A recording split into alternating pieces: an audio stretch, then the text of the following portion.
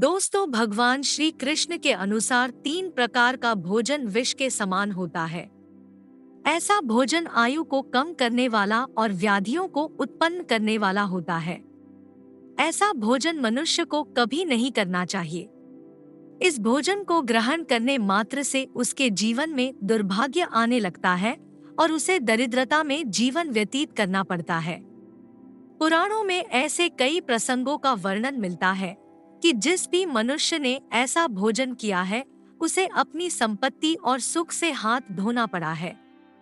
दोस्तों, हमारे सभी पुराणों और शास्त्रों में मनुष्य जीवन के कल्याण हेतु कई महत्वपूर्ण नियम और सूत्र बताए गए हैं।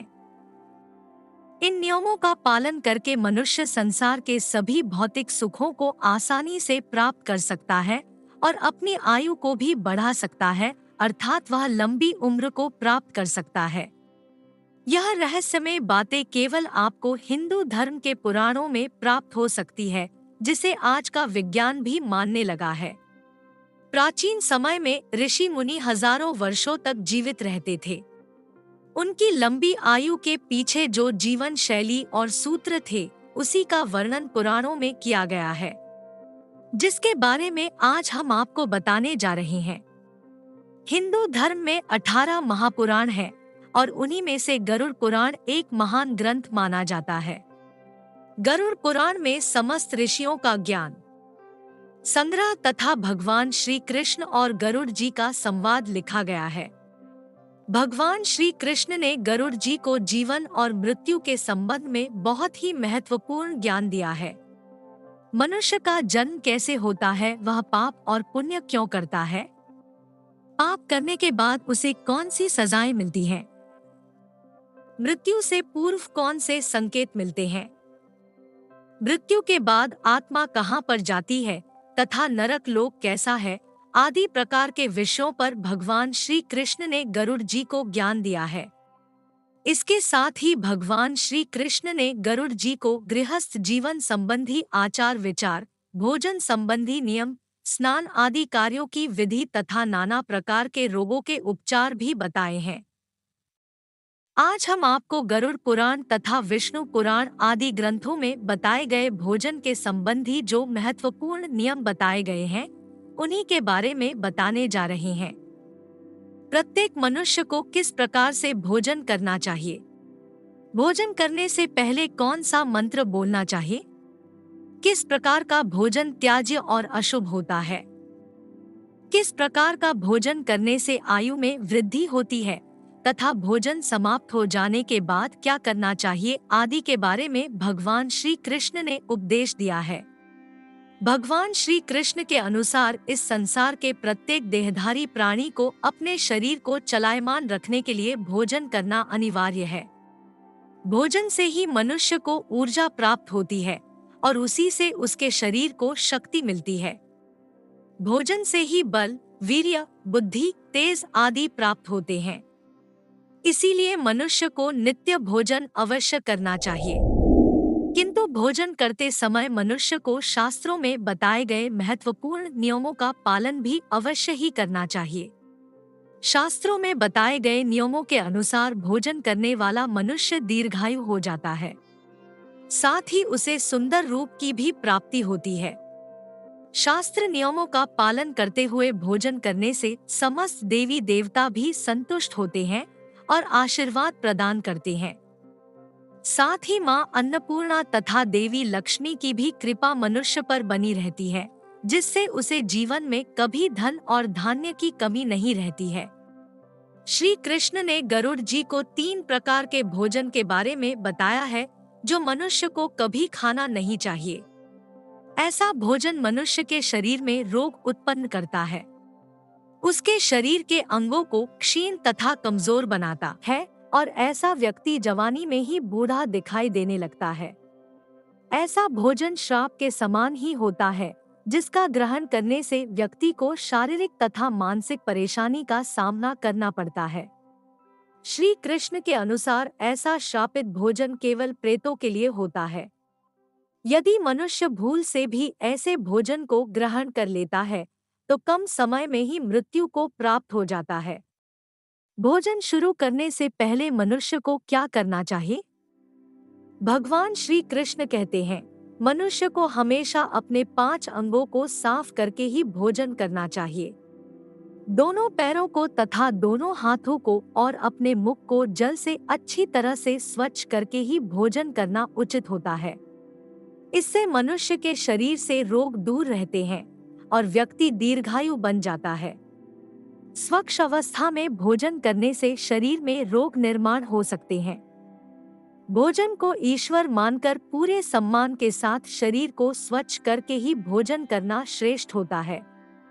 भोजन शुरू करने से पहले उस भोजन के लिए भगवान को धन्यवाद देना चाहिए और संसार के समस्त प्राणियों को भोजन प्रदान करने की प्रार्थना करनी चाहिए।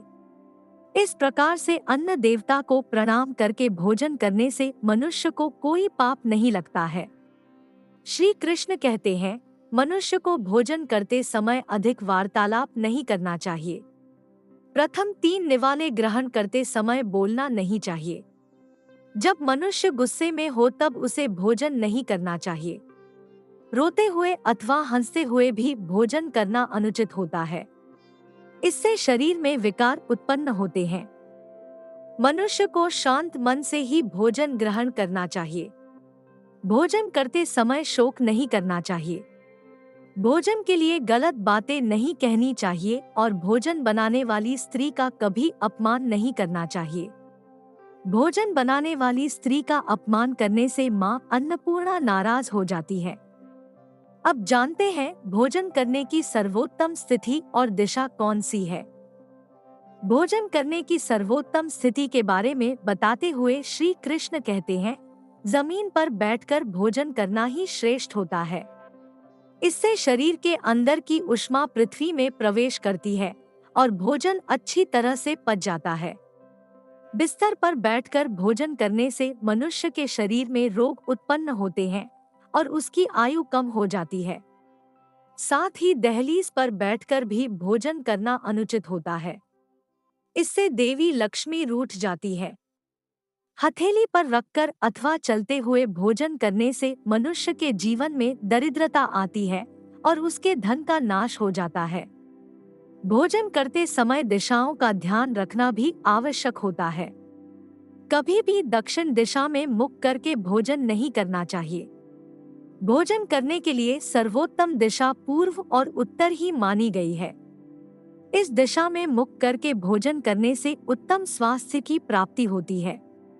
बीमार व्यक्ति को पूर्व की ओर मुख करके भोजन करना चाहिए। इससे शरीर के अंदर के विकार नष्ट हो जाते हैं। आइए अब जान लेते हैं मनुष्य को किस प्रकार का भोजन नहीं खाना चाहिए। सबसे पहला है जिस भोजन को कोई लांघ कर गया हो।